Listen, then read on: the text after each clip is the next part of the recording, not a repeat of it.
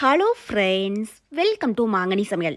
இன்றைக்கி நம்ம மாங்கனி சமையலில் நல்ல ஒரு சூப்பரான டேஸ்ட்டில் ரொம்பவே ஈஸியாக செய்யக்கூடிய மாதிரி ஒரு பிரேக்ஃபாஸ்ட் அண்ட் டின்னர் ரெசிபி சேமியா கிச்சடி எப்படி பண்ணுறதுன்னு தான் பார்க்க போகிறோம்.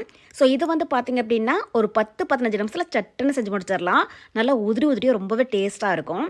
நல்லா சுட சுட இந்த கிச்சடியோட கூட தேங்காய் சட்னி வச்சு சாப்பிட்டு பாருங்கள். டேஸ்ட் அவ்வளோ ரொம்ப அட்டகாசமாக இருக்கும். வீட்டில் எல்லோரும் ரொம்பவே விரும்பி சாப்பிடுவாங்க. சரி வாங்க, இப்போ இந்த சேமியா கிச்சடி எப்படி பண்ணுறதுன்னு பார்க்கலாம். இப்போ முதல்ல இந்த கிச்சடி பண்ணுறதுக்கு ஒரு கடாயில் 2 டேபிள் ஸ்பூன் எண்ணெய் விட்டு சூடுபடுத்திக்கோங்க.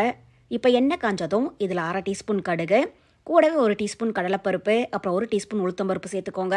இது லைட்டாக கலர் மாறினதும் இதில் 1/2 இன்ச் அளவுக்கு பட்டை, 2 லவங்கம், சின்னதாக ஒரு ஏலக்காய் சேர்த்துக்கோங்க. கூடவே கொஞ்சமாக கருவேப்பிலை, அப்புறம் ஒரு பெரிய வெங்காயத்தை நல்லா மெலிசாக நீளமாக கட் பண்ணி சேர்த்துட்டு இப்போ இந்த வெங்காயம் நல்லா கண்ணாடி மாதிரி ஆகிற அளவுக்கு வதக்கிக்கோங்க. இதில் நீங்கள் பெரிய வெங்காயத்துக்கு பதில் சின்ன வெங்காயம் கூட சேர்த்து செய்யலாம், நல்லாயிருக்கும். இப்போ வெங்காயம் இந்த மாதிரி ஓரளவுக்கு நல்லா வதங்கி வந்ததுக்கப்புறமா இதில் ஒரு 1/2 டீஸ்பூன் இஞ்சி பூண்டு விழுது சேர்த்துக்கோங்க. கூடவே காரத்துக்கு தகுந்த மாதிரி பச்சை மிளகாய், நான் இங்கே ஒரு 2 பச்சை மிளகாய் கட் பண்ணி சேர்க்குறேன். சேர்த்துட்டு இப்போ இந்த இஞ்சி பூண்டுடைய பச்சை வாசனம் போகிற வரைக்கும் இதை நல்லா வதக்கிக்கோங்க.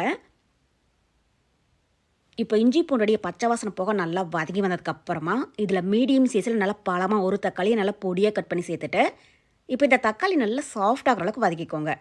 ஸோ கிச்சடிக்கு தக்காளி அதிகமாக சேர்க்க வேண்டாம், மீடியம் சைஸில் ஒன்று சேர்த்திங்கனாலே போதும். இப்போ பார்த்திங்க அப்படின்னா வெங்காயம் தக்காளி நல்லா சாஃப்டாக வதங்கிடுச்சு. இப்போ இதில் நம்ம காய்கறிகள் சேர்த்துடலாம். நல்லா பொடியாக கட் பண்ணின ஒரு கேரட், கூடவே பொடியாக கட் பண்ணின 7-8 பீன்ஸ், அப்புறம் ஒரு 1/4 கப் அளவுக்கு ஃப்ரெஷ் பச்சை பட்டாணி சேர்த்துட்டு இப்போ இந்த காய்கறிகளை ஒரு 2-3 நிமிஷத்துக்கு நல்லா வதக்கிக்கோங்க. இதில் உங்ககிட்ட ஃப்ரெஷ் பச்சை பட்டாணி இருந்துச்சுன்னா சேர்த்துக்கோங்க, இல்லைனாலும் ஸ்கிப் பண்ணிடலாம். அப்படி இல்லைன்னா காஞ்ச பச்சை பட்டாணியை ஃபஸ்ட் நாள் நைட்டை நல்லா ஊற வச்சுட்டு குக்கரில் சேர்த்து ஒரு 2 விசில் வேக வச்சுட்டு கூட சேர்த்துக்கோங்க, நல்லாயிருக்கும். இப்போ பார்த்திங்க அப்படின்னா காய்கறிகளெல்லாம் ஒரு 2-3 நிமிஷம் போல் நல்லா வதங்கிடுச்சு. இப்போ இதில் ஒரு 1/4 டீஸ்பூன் அளவுக்கு மஞ்சள் தூள் சேர்த்துக்கோங்க. கூட ஒரு 1/4 டீஸ்பூன் மிளகாய் தூள், அப்புறம் இதுக்கு தேவையான அளவு உப்பு இதெல்லாம் சேர்த்துட்டு இதோ டைம் லைட்டாக வதக்கிக்கோங்க. ஸோ மிளகாய் தூள் அதிகமாக சேர்க்க வேண்டாம், பச்சை மிளகாய் சேர்த்துருக்கிறதுனால ஒரு 1/4 டீஸ்பூன் சேர்த்திங்க அப்படின்னாலே போதும். இப்போ காய்கறிகளெல்லாம் பார்த்திங்க அப்படின்னா ஓரளவுக்கு நல்லா வதங்கி எண்ணெயுமே லைட்டாக பிரிஞ்சு வருது.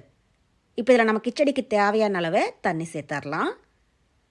ஸோ நான் மெசரிங் கப்பில் 1 கப் அளவுக்கு சேமியா எடுத்தேன், அதுக்கு 2 கப் அளவுக்கு தண்ணி சேர்க்குறேன். சேர்த்துட்டு இப்போ டைம் நல்லா கலந்து விடுங்க. கலந்து விட்டுட்டு இப்போ இந்த ஸ்டேஜில் நீங்கள் உப்பு காரம் செக் பண்ணி பாருங்கள். உங்களுக்கு ஏதாவது பத்தலை அப்படின்னாலும் இதில் நீங்கள் தேவையான அளவு சேர்த்துக்கோங்க. இப்போ உப்பு குறைவாக இருக்குது, நான் கொஞ்சமாக உப்பு சேர்க்குறேன். இப்போ இந்த தண்ணி ஒரு 2 நிமிஷத்துக்கு நல்லா கொதிக்கட்டும். நல்லா தளான்னு கொதி வந்ததுக்கப்புறமா நம்ம சேமியாவை சேர்த்துடலாம். இப்போ பார்த்திங்க அப்படின்னா தண்ணி நல்லா கொதிக்க ஆரம்பிச்சிடுச்சு.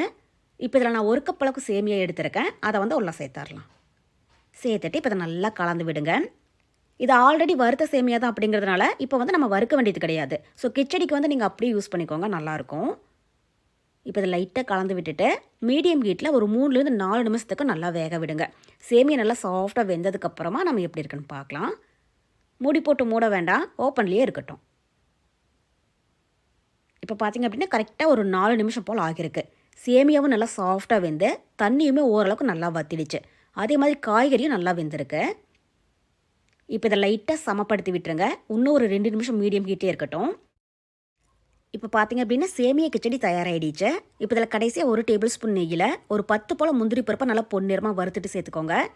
கூடவே வாசனைக்காக பொடி பொடியாக கட் பண்ண கொஞ்சம் மல்லி இலை தூவி விட்டுட்டு இப்போ இந்த டைம் லைட்டாக கலந்து விட்டுறலாம். இது மாதிரி கடைசியாக நம்ம நெய்யில் கொஞ்சமாக முந்திரி பருப்பை வறுத்து சேர்க்குற போது கிச்சடி நல்ல மணமாகவும் சாப்பிட்றதுக்கும் நல்ல டேஸ்ட்டாக இருக்கும். நீங்கள் விருப்பப்பட்டால் சேர்த்துக்கோங்க, இல்லைனாலும் இந்த முந்திரி பருப்பை நீங்கள் ஸ்கிப் பண்ணிடலாம். அவ்வளோதான். இப்போ நம்ம சேமியா கிச்சடி நல்லா உதிரியாக தயாராகிடுச்சு. இப்போ ஸ்டவ் ஆஃப் பண்ணிவிட்டு இதை நல்லா சுட சுட பரிமாறுங்க. வீட்டில் எல்லோரும் ரொம்ப விரும்பி என்ஜாய் பண்ணி சாப்பிடுவாங்க. இப்போ நம்ம எல்லாருக்கும் ரொம்ப பிடிச்ச சேமியா கிச்சடி ரொம்பவே சூப்பராக தயாராகிடுச்சு. ஸோ கண்டிப்பாக நீங்களும் இதே மெத்தடில் வீட்டில் செஞ்சு பாருங்கள். செஞ்சு பார்த்துட்டு டேஸ்ட் எப்படி இருந்துச்சுன்னு மறக்காமல் கமெண்ட் பாக்ஸில் சொல்லுங்கள். என்னுடைய இந்த ரெசிபி வீடியோ உங்களுக்கு பிடிச்சிருந்தா லைக் பண்ணுங்கள், உங்கள் ஃப்ரெண்ட்ஸ் அண்ட் ரிலேட்டிவ்ஸ் கூட நிறைய ஷேர் பண்ணுங்கள். மறக்காமல் மாங்கனி சமையலுக்கு சப்ஸ்கிரைப் பண்ணுங்கள். நன்றி.